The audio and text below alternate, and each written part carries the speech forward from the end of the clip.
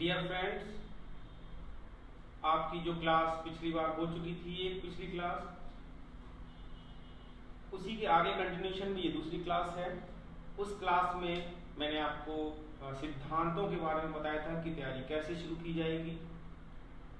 उसी के कंटिन्यूशन में ये अगली क्लास है जिसमें कि मैंने आपको से चर्चा करने के लिए कहा था कि हमारे पास स्टडी मटेरियल क्या क्या होना चाहिए। तो आइए हम लोग स्टडी मटेरियल के बारे में बात करते हैं कि क्या क्या स्टडी मटेरियल होना चाहिए। सबसे पहली जो चीज है स्टडी मटेरियल में वो है मैप। मैप पॉलिटिकल मैप भी होंगे और आपके पास दो मैप होने चाहिए, पहला इंडिया का, दूसरा वर्ल्ड का। और ये जो मैप हैं वो आपकी स्टडी, जहां पे भी आपका स्टडी रूम है या जहां पे भी आप स्टडी करते हैं वहां पे ये टंगे होने चाहिए। मैप का अपने आप में एक बहुत बड़ा फायदा है। कोई भी घटना अगर होती है तो वो किसी न किसी स्थान पर होती है और उस स्थान के बारे में जानकारी हमें कहां से मिलेगी? मैप से। अब मैप ही क्यों सजेस्ट किया गया, एटलस क्यों नहीं की गई? उसका कारण है, उसका कारण ये है कि एटलस को आप हो सकता है एक बार टाल दें कि अच्छा चलो ठीक है हम बाद में देख लेंगे, लेकिन मैप में आप ऐसा नहीं करेंगे क्योंकि मैप तो सामने टंगे हैं तो आपकी नजर चली ही जाएगी कि लाओ देख लेते हैं। मान लीजिए कि कजाकिस्तान में कोई घटना हुई तो आपने कजाकिस्तान देख लिया कि इसी जगह पे है। मान लीजिए कुछ दिन बाद या अगले दिन कोई घटना ब्राजील में हुई तो आप ब्राजील देखा, और चाहे अनचाहे आप जब ब्राजील को ढूंढ रहे होंगे तो आपकी नजर कजाकिस्तान पर भी जाएगी, यानी कि कजाकिस्तान का आपको पता ही नहीं चला और रिवीजन हो गया। इस तरीके से अगर आप ये काम करेंगे तो एक महीने में आप देखेंगे कि आपको मैप का और उन जगहों का बहुत अच्छे तरीके से एक रफ आइडिया हो गया होगा। मैं रफ आइडिया की बात इसलिए कर रहा हूँ क्योंकि हमारा उद्देश्य यहाँ पे रटना नहीं है कि फला जगह कहाँ है और उसके बगल में कौन सा देश है और कौन सा समुद्र है, कौन सा ओशियन है, ये हमारा उद्देश्य नहीं है। और कितने दिनों तक इस चीज को रटा जा सकता है? ज्यादा दिन तक नहीं रटा जा सकता है, उसकी भी एक सीमा होती है और सीमा के आगे हम भूल जाएंगे। तो एक रफली आइडिया हो जाएगा इससे हमें। तो मैप की ये महत्ता है। और फिर मैप की महत्ता इस बारे में, जब आपको मैप से आपको सारे स्थानों का एक रफली आइडिया हो जाएगा तो उससे आपको आईआर, इंटरनेशनल रिलेशनशिप समझने में बहुत आसानी होगी। एक नए आयाम से उसको समझेंगे, उन देशों की महत्ता को समझेंगे, हम अपने जो व्यापारिक संबंध हैं उन संबंधों को नए आयाम से समझेंगे। तो इस तरीके से एक हमारा जो वैचारिक दृष्टिकोण है वो वृहत हो जाएगा। तो मैप की अपने आप में इसलिए बहुत इंपॉर्टेंस है और इसीलिए मैंने स्टडी मटेरियल जो सबसे पहले जो आपको स्रोत बताया है वो मैप है। ध्यान रखिएगा इस चीज को कि आप ये हमेशा अपने को इस रूटीन में लाएं कि जो भी आप जिस क्रम में कोई चीज बताएं वो उसकी महत्ता के क्रम में ही बताएं, जिससे कि आपको आदत पड़े कि जब आप अपनी आंसर राइटिंग करेंगे तो आप उसी क्रम में उनको लिखें। नहीं तो कभी कभी क्या होता है कि हम लोग जनरली जो यूनिवर्सिटी लेवल के एग्जाम होते हैं और उसमें क्या करते हैं कि जो पॉइंट जब याद आता है तब हम लोग कर देते हैं। तो इस चीज का थोड़ा सा प्रैक्टिस करेंगे, ये प्रैक्टिस ही है। तो मैंने मैप का यहाँ पे पहले नाम लिया है, मैप को पहले बताया, उसका कारण यही है कि मैप इसीलिए सबसे ज्यादा महत्वपूर्ण स्रोत है इनमें, इसीलिए मैंने उनका पहले नाम लिया। अब इस मैप के बाद में फिर हम लोग आते हैं जो सबसे इंपॉर्टेंट जो पार्ट बचता है वो है हमारा करंट अफेयर्स। जी हाँ, करंट अफेयर्स में अब कैसे मालूम पड़ा कि करंट अफेयर्स है? तो इसके लिए जो हमारे, मैंने आपको फर्स्ट पार्ट में जो जैसा मैंने बताया था कि हमारे जो लाइट हाउस है, जो हमारे मार्गदर्शक हैं वो हमारे हैं अनसॉर्ड। अनसॉर्ड को अगर हम देखेंगे, पिछले 3 साल के अनसॉर्ड अगर आप देख ले तो उसमें आप देखेंगे कि करंट अफेयर्स जो है वो बहुत इंपॉर्टेंट रोल प्ले करता है।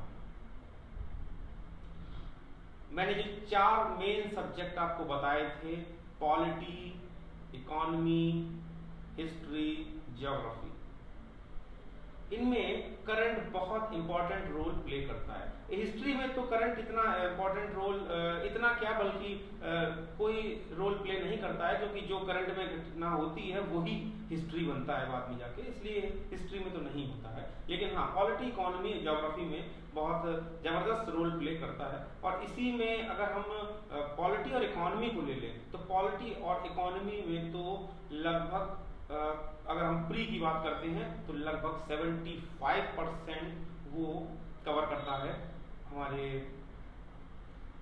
करंट से क्वेश्चन, और 25% जो बचता है वो 25% हमारे बुक से क्वेश्चन पूछे जाते हैं। बुक से भी वो सीधे सीधे क्वेश्चन नहीं पूछे जाते हैं, उसका भी कहीं ना कहीं रेलिवेंसी जो है हमारी करंट से जुड़ी हुई होती है। जैसे सपोज दैट मान लीजिए कि न्यायिक व्यवस्था पे अगर कोई क्वेश्चन आता है तो उस न्यायिक व्यवस्था का जो क्वेश्चन होता है वो उस साल, 1.5 साल, 2 साल में जो लगातार न्यायिक व्यवस्था में घटनाएं हो रही होंगी, या न्यायिक व्यवस्था या न्यायपालिका और विधायिका में जो टकराव है हमारा, या जो भी घटनाएं हो रही होंगी उससे संबंधित उस परिवेश को ध्यान में रखते हुए क्वेश्चन को फ्रेम किया गया होगा। तो करंट का बहुत बड़ा रोल है। ज्योग्राफी में भी अगर देखेंगे तो ज्योग्राफी में भी मैपिंग के माध्यम से ऐसे प्रश्न पूछे जाते हैं कि 2015 के पेपर में ले लीजिए, जैसे उसमें अगर इंडिया के बारे में पूछा गया था कि इंडिया का जो है पश्चिम में सबसे लास्ट पॉइंट और पूर्व में सबसे लास्ट पॉइंट क्या है, तो इस बेस पे हम लोग मैप को इम्पोर्टेंट देते हैं और साथ ही मैप को और करंट अफेयर्स को ऐसे जोड़ के देखते हैं। ज्योग्राफी में करंट अफेयर्स जो है वो इस तरीके से पूछा जाता है। तो अच्छा, बाकी करंट का आपका एस्से में और इंटरव्यू में तो महत्व है ही। आप अगर एस्से लिखते हैं और अगर उसको करंट से जोड़ के लिख देते हैं तो आपका बहुत ही बेहतरीन एस्से वो हो जाता है। और इंटरव्यू में तो नो डाउट कि पूरा का पूरा इंटरव्यू आपका जो है लगभग वो इसी करंट पे ही आधारित होता है। तो सबसे पहले तो अब हम लोग इस चीज पे आते हैं कि करंट जब इतना इंपॉर्टेंट है तो आखिर करंट की तैयारी करें कैसे। तो करंट की तैयारी के लिए जो सबसे इम्पोर्टेंट मैं आपको कुछ मटेरियल बताऊंगा, तो उसके लिए उससे पहले मैं एक बात कहना ये चाहता हूँ कि आज के समय में मार्केट में करंट मटेरियल के लिए भरा पड़ा है। इस परीक्षा की तैयारी करने से पहले आपको सेलेक्ट करने से पहले रिजेक्ट करना आना चाहिए, क्योंकि इतना मटेरियल भरा है तो आपको जाहिर सी बात है कि रिजेक्ट करना आना चाहिए कि ये मेरे मतलब की चीज नहीं है और मैं मुझे इसकी जरूरत नहीं। तो करंट की तैयारी के लिए जो मैं मटेरियल बताने जा रहा हूँ उसमें सबसे पहला जो इम्पोर्टेंट जो सोर्स है वो है हमारी रेडियो न्यूज। मोस्ट इम्पॉर्टेंट है रेडियो न्यूज। रेडियो न्यूज के बारे में जो मैं बात कर रहा हूँ वो रात की जो 9:15 बजे जो हमारी आकाशवाणी की जो रेडियो न्यूज आती है उसके बारे में बात कर रहे हैं, क्योंकि वो पूरे दिन की घटनाओं पर आधारित होती है, इसलिए 9:15 रात को जो आती है मैं उसकी बात कर रहा हूँ। तो मोस्ट इम्पॉर्टेंट है। क्यों रेडियो न्यूज के ही बारे में इम्पोर्टेंट मैंने बताई? इसका कारण यह है कि पहली चीज तो ये बहुत छोटी होती है, 15 मिनट की। दूसरी चीज, इसमें राष्ट्रीय स्तर के मुद्दे होते हैं, नेशनल इश्यूज होते हैं। नहीं तो आज के समय में बहुत सारे प्राइवेट चैनल्स भी हैं जिसमें बहुत सारी सनसनीखेज खबरें होती हैं, लेकिन मैंने अभी जो बताया कि आपको क्या चाहिए, इस एग्जाम की क्या रिक्वायरमेंट है, केवल आपको वो लेना है। तो रेडियो न्यूज मोस्ट इम्पॉर्टेंट है। दूसरा, फैक्ट बेस्ड होती हैं, तो आपको सीधे सीधे फैक्ट मिल जाते हैं। और अब फैक्ट के बारे में ये भी सोच सकते हैं कि फैक्ट कहीं और से मिल जाएंगे, नहीं, लेकिन ये सरकारी न्यूज है और सरकारी न्यूज होने के नाते सरकार इस पे जवाबदेह है कि अगर कोई घटना होती है तो क्यों हुई, इसलिए ये रेडियो न्यूज बहुत जरूरी है। इसके साथ आप डीडी न्यूज भी देख सकते हैं, या कोई अगर प्राइवेट चैनल्स हैं तो कोई अच्छा चैनल है, अगर उस पर आपको डिबेट पसंद आती है या कुछ इस तरीके के अगर आपको मुद्दे दिखते हैं कि उसमें कवर हो रहे हैं तो उसको भी देख सकते हैं। ऐसा कोई परहेज नहीं है, लेकिन हाँ रेडियो न्यूज की अनिवार्यता है बाकी जो न्यूज़ चैनल्स हैं उनकी कोई अनिवार्यता नहीं है, वो आपकी मर्जी है। दूसरी चीज जो मैं स्रोत के रूप में लेना चाहूँगा वो लेना चाहूँगा न्यूज़पेपर। न्यूज़पेपर बहुत इम्पॉर्टेंट रोल प्ले करते हैं हमारे करंट की तैयारी में। न्यूज़पेपर के बारे में अगर बात करें तो न्यूज़पेपर दो तरीके के न्यूज़पेपर मैं प्रेफर करूँगा। एक हमारा कोई भी नेशनल लेवल का न्यूज़पेपर होना चाहिए और एक हमारे पास जो इकोनॉमिक लेवल का यानी आर्थिक जगत से रिलेटेड कोई न्यूज़पेपर होना चाहिए। आप अगर हिंदी के स्टूडेंट्स हैं तो हिंदी के प्रेफर कर सकते हैं, इंग्लिश के हैं तो इंग्लिश के प्रेफर कर सकते हैं, या फिर अगर आप इंग्लिश आपकी अंडरस्टैंडिंग सही है आप इंग्लिश को भी प्रेफर कर सकते हैं और इंग्लिश वाले हिंदी को प्रेफर कर सकते हैं। मेन मकसद है हमारा आपको जानकारी होना, आपको मैटर मिलना। इकोनॉमिक लेवल में अगर मैं बात करूं तो अगर हिंदी माध्यम के जो विद्यार्थी हैं उनके लिए बिजनेस स्टैंडर्ड हिंदी में अवेलेबल होने लगा, अच्छा अखबार है। कोई मेरी बाध्यता नहीं है इस चीज़ के लिए कि आप वही पढ़ें, लेकिन एक अच्छा अखबार है, बस इस पर्पज से मैंने बताया कि वो अब हिंदी में अवेलेबल होने लगा। न्यूज़ पेपर्स के बाद में अब आता है एक स्रोत मैगजीन। मैगजीन भी इसी तरीके से मैं 3 तरीके की मैगजीन आपको प्रेफर करूंगा, योजना, कुरुक्षेत्र और एक कोई भी कॉम्पिटिटिव लेवल की मैगजीन। देखिए योजना कुरुक्षेत्र में जो है आपको इश्यूज मिलते हैं, वो सरकारी मैगजीन है तो आपको वो इश्यूज मिलते हैं जो सरकार योजनाएं चला रही है। और योजना कुरुक्षेत्र से ऐसा भी नहीं कि सीधे सीधे प्रश्न पूछाते, लेकिन ऐसे में बहुत आपको फायदा करती है, ऐसे में बहुत ज़्यादा आपको इसमें से कंटेंट मिलेगा। एनालिसिस तो आपको अपने आप ही करनी है, लेकिन कंटेंट आपको बहुत इसमें मिल जाएगा। कभी कभी एनालिटिकल अप्रोच के भी आर्टिकल इसमें आते हैं। अच्छा, तो जो कॉम्पिटिटिव टाइप की जो मैगजीन है वो आपके ऊपर निर्भर है, आप थोड़ा सा उसको देखें कि आपके लिए कौन सी उपयोगी है। किसी में कुछ अच्छा है, किसी में कुछ अच्छा है, तो आप अपने हिसाब से देखें कौन सी उपयोगी है और फिर आप खुद चयन करें, क्योंकि अल्टीमेटली इस परीक्षा का जो भी पर्सनैलिटी ली जाती है उसका एक व्यक्तित्व का गुण ये भी होता है कि डिसीजन मेकिंग, तो क्यों ना यहीं से शुरुआत आप करें। यही सारी छोटी छोटी चीज़ें हैं जो आपको सारे गुण बुलाएंगी, तो इसमें आपका डिसीजन है कि आप कौन सी मैगजीन चुनते हैं। न्यूज़पेपर में एक चीज़ और मैं बताना चाहूँगा कि न्यूज़पेपर में जो एडिटोरियल पढ़े, कोई मुझसे पूछता है, मेल करता है कि सर हिंदू अखबार कैसा रहेगा या सर फलाना अखबार कैसा रहेगा, तो मैं सजेस्ट ये करता हूँ कि आप जिसको समझ पाएं, है ना। हर व्यक्ति का अपना अंडरस्टैंडिंग लेवल होता है, उस अंडरस्टैंडिंग लेवल के ऊपर आप नहीं जा सकते हैं। अगर समझ मान लीजिए बच्चे को ABCD अगर केवल समझ आती है और आप उसको पूरा पैराग्राफ पढ़ाने लगे, समझाने लगे, तो उसे वो समझ नहीं आएगा। उसे अभी तो उसे ABCD समझ आएगी। तो आप अपनी समझ पहले डेवलप कर लें, फिर आप खुद चयन कर लें कि आपको कौन से न्यूज़पेपर अच्छे होंगे। इस आधार पे हम कोई न्यूज़पेपर चयन नहीं कर सकते कि ये अच्छा होगा। कोई न्यूज़पेपर किसी के लिए अच्छा होगा, हो सकता है हमारे लिए अच्छा ना। अच्छे का यहाँ पे तात्पर्य क्या है? अच्छे का तात्पर्य यही है कि जो चीज़ हमें समझ आ जाए, जो हमें हमारे ज्ञान को बढ़ा दे, वो चीज़ अच्छी है, वो चीज़ बेहतरीन है, तो इसका चयन आपको करना है। अब हम लोग आते हैं बुक्स पे कि बुक्स कौन सी होनी चाहिए। डियर स्टूडेंट्स, बुक्स के बारे में जैसा आप लोग जानते भी होंगे, अगर आप तैयारी कर रहे हैं तो सब लोग बताते हैं और वो सही बताते हैं। मैं भी वही प्रेफर करता हूँ। NCERT जो होती है बुक्स, वो बहुत इम्पोर्टेंट है। NCERT इस वजह में इम्पोर्टेंट है कि एक तो ऑल ओवर इंडिया में ये बुक चलती है, तो किसी भी स्टेट के हो या किसी भी पृष्ठभूमि के हो, वो सेम फील्ड में फिर आ जाते हैं, तो NCERT की बुक अच्छी है। दूसरी चीज कि एनसीईआरटी की जो बुक्स का मटेरियल है वो बिल्कुल टू द पॉइंट, बहुत अच्छी अंडरस्टैंडिंग के साथ में बनाया गया है, बहुत अच्छी अंडरस्टैंडिंग के साथ में, जिससे कि आपके जो बेसिक्स हैं वो क्लियर हो जाएंगे।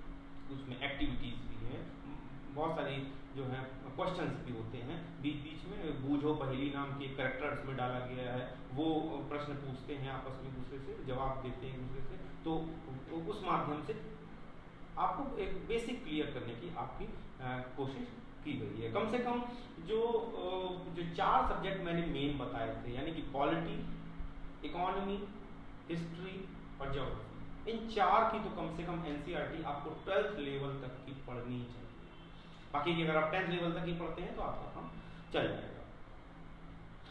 फिर बुक के बाद अगर हम बात करें तो फिर मुझसे कई बार मेल में पूछा जाता है, या मैंने अपनी तैयारी में भी महसूस किया था इस बारे में, जब मैंने अपनी तैयारी करता था तो मैंने भी महसूस किया था कि केवल एनसीईआरटी से नहीं हो पाता है, तो हम चाहते हैं कि कोई एक दूसरी बुक भी, सपोर्टर बुक भी जो है हमको मिले।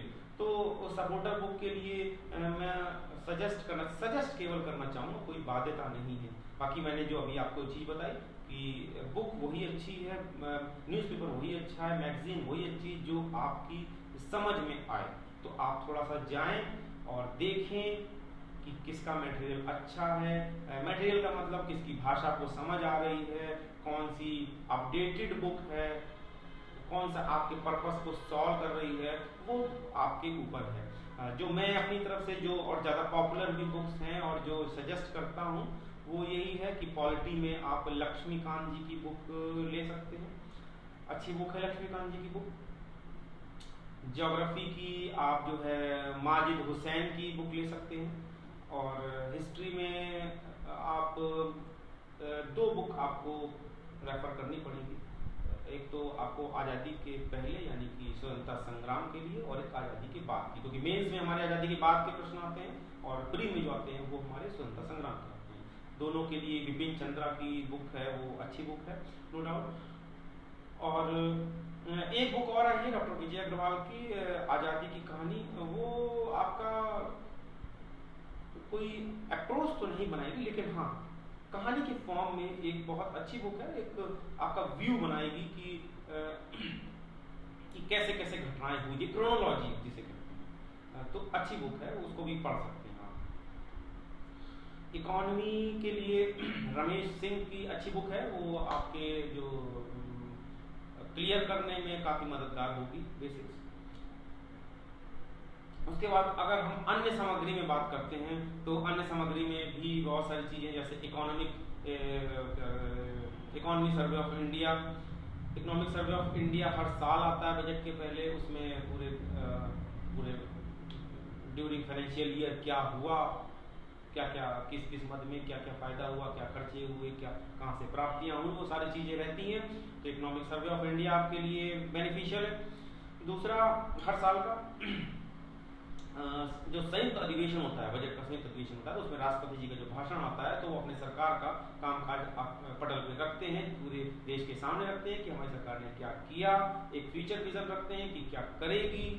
तो वो एक इम्पोर्टेंट अभिभाषण हो सकता है। प्रधानमंत्री जी का लाल किले से जब वो 15 अगस्त पे जो भाषण देते हैं, या फिर कभी कभी और भी जब किसी मुद्दे पे भाषण देते हैं, तो वो भी हो सकते हैं, या जो भी और प्रोमिनेंट फिगर्स हैं, जो प्रोमिनेंट पर्सनैलिटीज हैं, जो वो जब कोई अपना वक्तव्य देते हैं, भाषण देते हैं, जैसे मान लीजिए कि आरबीआई के गवर्नर हो गए, चीफ इलेक्शन कमिश्नर हो गए, कैग हो गए, या लोकसभा के स्पीकर हो गए, इस तरीके के जो देते हैं कोई वक्तव्य, कोई भाषण, तो वो भी आपके लिए इम्पोर्टेंट है। साथ ही साथ इसके साथ में रेडियो की जब मैं बात कर रहा था तो उसमें एक पब्लिक स्पीच आता है, डिस्कशन आता है, मन की बात भी आजकल आता है, तो ये सारी चीजें अभी कुछ तो ये सारी चीजें भी आप देख सकते हो। इससे भी आपका जो है एक जो आपकी अप्रोच है वो एक वृहद अप्रोच होगी, वो अप्रोच आपकी ब्रॉड होगी, इससे आपको जानकारी मिलेगी, आपको कई डायमेंशन मिलेंगे सोचने के लिए। तो ये सारी चीजें हैं। लेकिन अब इसके अंत में मैं केवल एक ही चीज आपसे कहना चाहूंगा कि ये जितनी भी चीज़ें हैं, अब अगर आप 3 साल का लगभग पिछले 3 साल को अगर आप मेंस कंसोल्ट उठा के देखेंगे तो आप ये देखेंगे कि जो क्वेश्चन का जो फ्रेमिंग है, उन क्वेश्चन की फ्रेमिंग देखते हुए आप ये देख पाएंगे कि कोई भी बुक सीधे सीधे हेल्पफुल नहीं है आपके लिए। सीधे सीधे बुक हेल्पफुल नहीं है, मतलब आपको उनसे बेसिक तो क्लियर हो जाएंगे, आपको फंडामेंटल तो आपको मिल जाएंगे, लेकिन अब जो पेपर में जो क्वेश्चन के जो फ्रेमिंग है वो आपसे एनालिसिस की मांग करती है, यानी कि आप उन बेसिक्स का, उन फंडामेंटल्स का आप एनालिसिस करेंगे, और जब एनालिसिस करेंगे तभी आपका वो क्वेश्चन का आंसर निकल पाएगा। यानी आपसे आपका व्यू मांगती है, आपकी ओरिजिनलिटी मांगती है। आपको किसी बुक के, किसी राइटर के व्यू नहीं लिखने, आपको अपने व्यू लिखने हैं, यानी कि ये तभी संभव है जब आप एनालिसिस करेंगे। तो आप ये चीज को ध्यान में रखेंगे कि जितनी भी बुक्स या जो सामग्री बताई गई है वो केवल आपको कंटेंट प्रोवाइड कराने के लिए है, उस कंटेंट का आपको यूज करके एनालिसिस करना है और वही आंसर में लिखना है। तो अल्टीमेटली ये सब कर किस लिए रहे हैं? आंसर लिखने के लिए। तो आंसर में आपका यूज इन कंटेंट का यूज करके एनालिसिस करना ही आपका काम होगा, बाकी कोई बुक हेल्पफुल आपके लिए नहीं होगी। तो स्टूडेंट्स, आज की क्लास में मेरा जो विषय था अध्ययन सामग्री वो बस यहीं तक है, और अब कल की क्लास में मैं आपको बताऊंगा कि अब इस अध्ययन सामग्री का यूज कैसे करें। मतलब हमने ये तो जान लिया कि क्या प्रिंसिपल्स है, क्या सिद्धांत है, कैसे होना चाहिए, तरीका जान लिया। उसके बाद उस तरीके का यूज किन किन सामग्री पर करें, सामग्री क्या क्या होनी चाहिए वो सामग्री मिल गई, लेकिन अब इन सामग्री का यूज करके हम आंसर राइटिंग कैसे करेंगे, या इस सामग्री को हम पढ़ें कैसे। इसको हम ये नाम दे सकते हैं कि हाउ टू स्टडी। तो इसको हम लोग कल की क्लास में कवर करेंगे। तब तक के लिए आप सबको मेरी शुभकामनाएं। धन्यवाद।